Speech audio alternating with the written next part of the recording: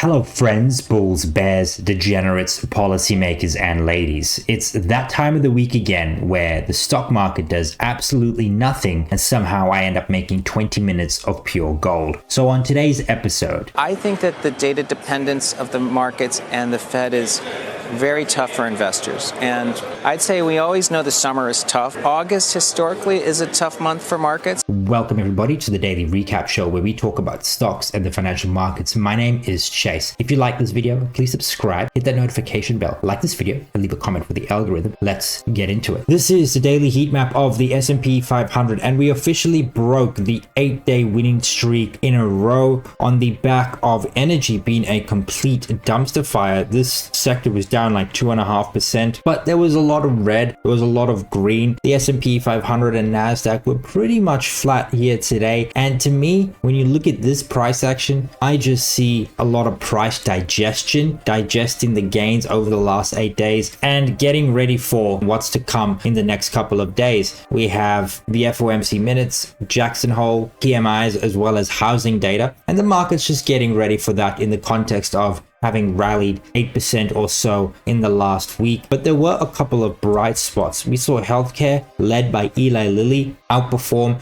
as well as consumer defensives, which is a bit concerning because these are defensive sectors. But we also saw outperformance relatively in stuff like Microsoft and this infrastructure space led by PanW. They were up 7% on their earnings yesterday. Then we saw Apple, Google, they were in the green, especially up 0.3, 0.57 when the entire market is down. That's relative strength. We saw PayPal right here up 3.9%. Visa and MasterCard really did help the financial sector do what it did today. The best performing sector was consumer staples up 0.5%, followed by healthcare and real estate. So you can definitely see defensive sectors leading, and it's just smart money probably just hedging ahead of the Jackson Hole speech. There was news going around that the Fed are potentially considering cutting rates either 25 or 50 basis points at Jackson Hole. That would be an indication to the market that something is not right under the hood. It's never a good look when the Fed does an emergency cut, and that's part of the reason why we saw outperformance in staples, healthcare, and real estate. Also, going into September, it tends to be quite a volatile month of the year, and smart money, big money, need to be positioned ahead of time. Moving down though, energy was the worst performing sector, falling 2.6%, but there was a lot of geopolitical concerns and international news driving that.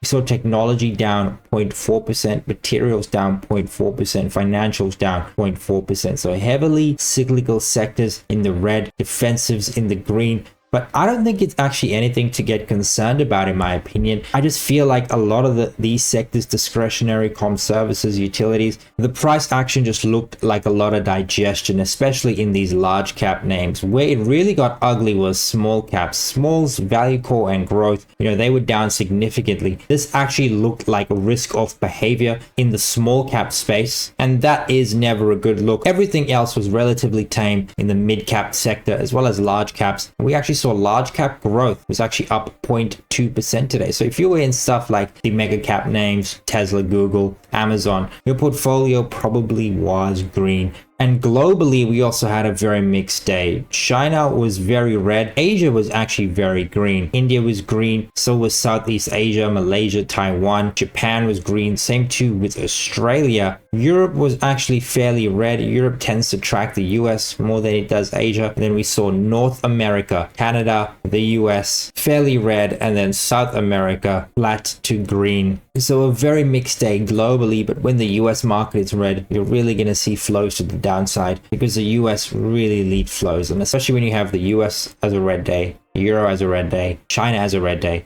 global market, at least let's say you're in a global ETF, something like the AWCI, right? If you're in something like that, you definitely had a pretty ugly day today. But all in all, I really see this price action, particularly here in US stocks. I just see this as very, very healthy price action. Being completely honest, we're just digesting gains after 8 days of green in a row and some very strong price action. That's simply all we're doing. Yes, we are seeing a little bit of a defensive rotation ahead of what can be a volatile week with the PMIs, the FOMC minutes, and Jackson Hole. But 1 day's worth of price action isn't enough to discern anything. We can really start to get worried if we see continued selling in cyclicals and a continued bid in defensives. Until then, buy dips. Because buying on dips has simply worked this year. Had you bought at the start of the year and then bought this dip right here, bought this dip right here, bought this dip right here, you'd be up a lot on your positions. We saw the S&P 500 again just digesting all of the gains we've had in the last couple of trading sessions. If we actually zoom in, we did see some very interesting stuff with the gamma situation. Now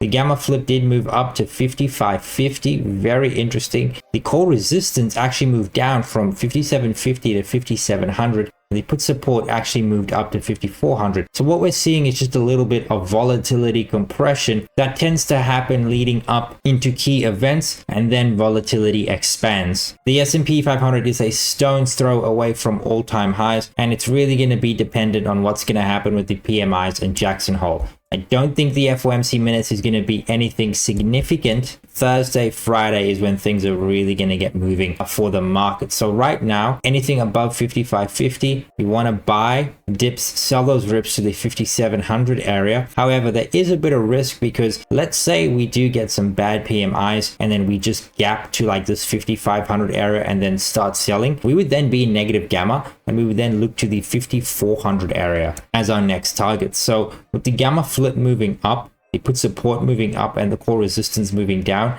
that is a bit of negative sentiment under the hood, especially in the options market. However, until we actually break the 5500 area and probably have a close below, you still want to be buyers of dips, sellers of rips, because the market actually looked pretty good today. I mean, excluding the IWM, that was down 1.17%. Everything else looked fairly healthy. The equal weight, the RSP was only down 0.4%. The Nasdaq 100 was only down 0.24%, and the S&P 500 down 0.2%. Virtually a flat day, all things considered. Smaller size did get hammered. Mid caps were down nearly 1%. The S&P 600 down 1.19%. And we did see a volatility impulse here in the VIX up 8.25%. But again, after the rally we've had in the last 8 days, you could even say 2 weeks, that is to be expected. We saw an interesting dynamic in yields. We saw a very similar dynamic to what we saw yesterday. The 2-year yield fell 1.6%, the 10-year yield fell 2.4%, and the dollar also fell half a percentage point. And then looking at the commodity space, gold was up 0.38%, notching another all-time closing high at the 25.30 area. Silver at 29.42, staying above this $28 area. In hindsight, this is a great place to enter. Silver putting in a higher low relative to this low right here and retaking some of these highs. The next target ultimately would be like the 31.50 level, and then the 52-week high level for silver. Silver looking constructive, gold looking constructive, and equities also looking constructive. The S&P 500, this looks really good. I mean, in hindsight, we should probably have more of these digestion days on the way up, but we're having one right here. The Nasdaq 100 also looks really, really strong. The S&P 500 looks stronger. The Nasdaq has rallied more this year. The IWM, I mean, the chart doesn't look that great. You don't want to see this type of candle right here, but it's what you pay when you get into the IWM. The RSP, I believe, actually notched a closing high yesterday. Couldn't do the same yesterday. That's an all-time closing high for the S&P 500. Not quite the wick highs, but definitely closing high. Very strong day of trade. The broader market is showing relative strength along with the mega caps as well, and that's really what you want to see. Market breadth still looks very, very strong. Still near all-time highs for the advanced decline line. A very positive divergence there for the S&P 500. And then if we actually look at the RSI, still room to run. The S&P 500 not quite overbought. If we actually pull up something like the Nasdaq, very similar situation, as well as the IWM and RSP. And this is telling us again, a lot of the price action we saw, it's just today was just a bit of digestion of these gains. Everything did rally. I mean, even if you pull up the IWM, measure it on a peak to trough basis, right? That's still a 10% move in the IWM. There's a lot of alpha right there. Sometimes you do have to take some profits, take some money off the table, especially going into risk events like Jackson Hole later this week. But for the remainder of the week, nothing has really changed in the S&P 500. So we want to be buyers of dips above the 5,500, sellers of rips, and our target is 5,700. We're in positive gamma right now, and we don't want to fight the trend. The trend is strong, so buy dips, sell rips until we actually break the 5,500 area. And guys, looking at sentiment, this is CNN's Fear and Greed Index, and what a turn of events. I mean, if you actually look at the history right here, 1 week ago, we were just in extreme fear. 1 month ago, we were in fear. And then a year ago, we were in the fear territory as well. But this doesn't tell the entire story. You know, just 11 trading sessions or 12 trading sessions ago, we were right here in the greed section. We then moved all the way to the extreme fear section. And now we're actually just in the fear zone, closer to the neutral zone than we actually are to the extreme fear zone. Absolutely crazy. And the market has literally gone from Goldilocks to recession to soft landing. We pretty much went from all-time highs, made a correction, and now we're back to near all-time highs. It has been quite a volatile market. And to be honest, you should expect this type of volatility this time of the year. You could see that around this mid-July, August area in the election season, we actually normally pull back and then we par a lot of the gains we made up until September, and then sort of at the start of September we actually pull back all the way up until November, and then we go on the end of year run. And that's actually what we're doing right now, just with a lot more volatility and outsized moves due to the beta of the market at the moment. You can see that from mid-July into August we've pulled back, we've had a bit of a rally, and if we actually then sort of trade sideways and down into the September-October area, that would be well within history. And in fact, if we actually look at something like the returns after a 7-day win streak in the S&P 500, you can see in 7 days we returned 6.82%, 7 winning days in the S&P 500. This was over the last 8 trading sessions. The average return 1 week later is 0.5%, but the average return 1 month later is 0.96%. And while this is very positive, you do have to put it in context to what we just had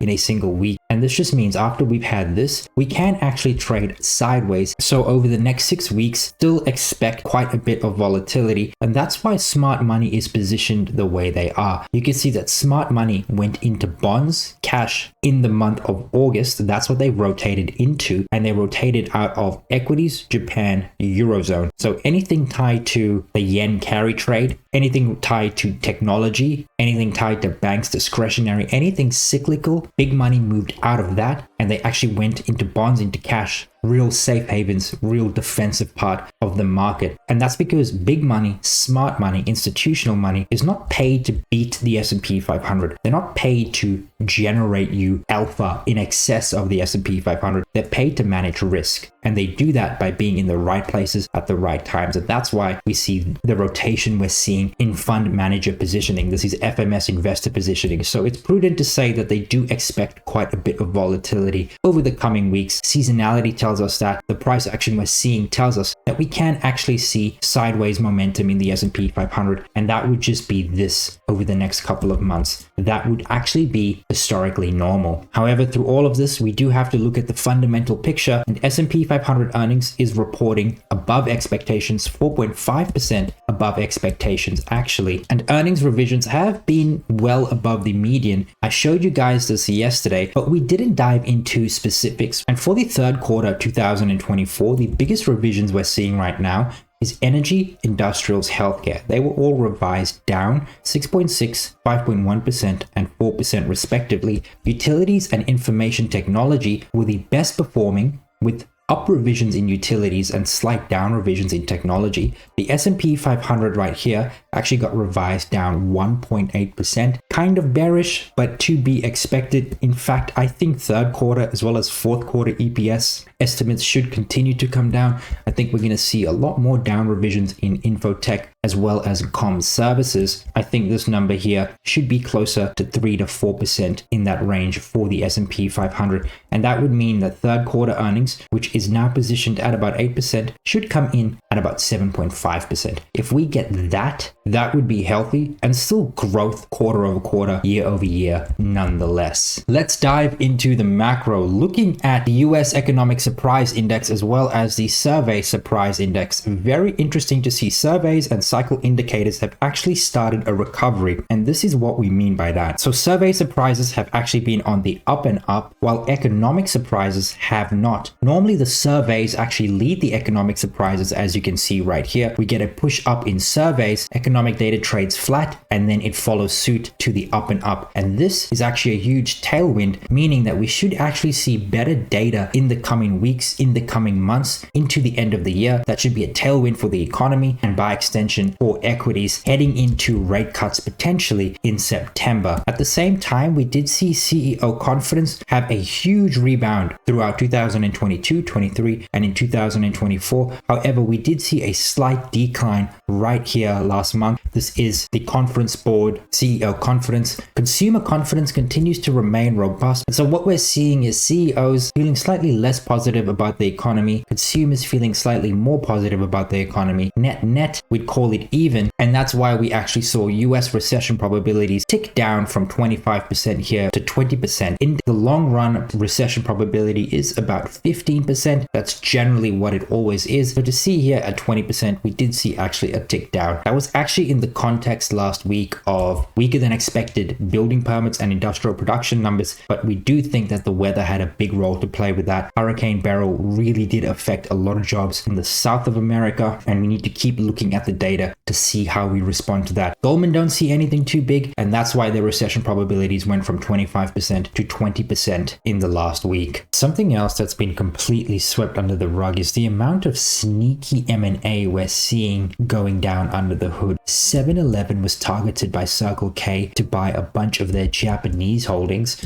We saw AMD offer $5 billion to buy ZT Systems. We also saw Mars to acquire Kellanova in a $30 billion deal. And this is really conducive to a rate cutting cycle. When the Fed cuts rates, when money becomes easier, we tend to see more M&A. Look at what we did from about 2013 all the way to 2020 when rates were pretty much at zero. We saw huge upmarket move into M&A. We then got rate hikes. We saw this plummet, and we are actually going to see a recovery and the average M&A deal size to be bigger in 2024 than what it was in 2023. And by 2025-26, we should see deal sizes and number of transactions in excess of what they were in 2022. And hopefully we can go take out the highs we saw in 2021. This is really good for the entire market, small, mids, and large caps, but it's particularly good for small caps. Now guys, the big week of data starts tomorrow. Tomorrow we have the FOMC minutes. All eyes are going to be on that, what the Fed has to say, especially when it pertains to a September rate cut. Then on Thursday, we have initial jobless claims and the PMIs. The expectation there is 235,000 for jobless claims, PMIs at 48.5, US service PMIs at 54, and then on that same day, existing home sales at 3.9 million. I think this is going to be a big one to watch, especially because building permits, housing starts were a complete dumpster fire last Friday. And then we have Jerome Powell's Jackson Hole speech on Friday, along with new home sales. I don't know why they released these two economic indicators on different days. They really should do it at the same time on the same day, but they do. And new home sales expectations is 600,000. And then guys, looking at earnings, we had Lowe's report today. Actually terrible earnings in my opinion, but the market, it seemed like it was priced in. They missed on revenue, missed on EPS. Revenue declined 4.4%. Earnings, EPS declined 18%, something like that. It was ridiculous. It was crazy bad, but it was already priced in, and that's why the stock was only down like 1.5% today. But tomorrow we have Target, Snowflake, and Zoom. So a fairly big day here for software, particularly these like smaller cap software names and these niche software names like Snowflake. And then Target is going to give us another barometer for what the consumer is looking like, along with stuff like Macy's and TJX. So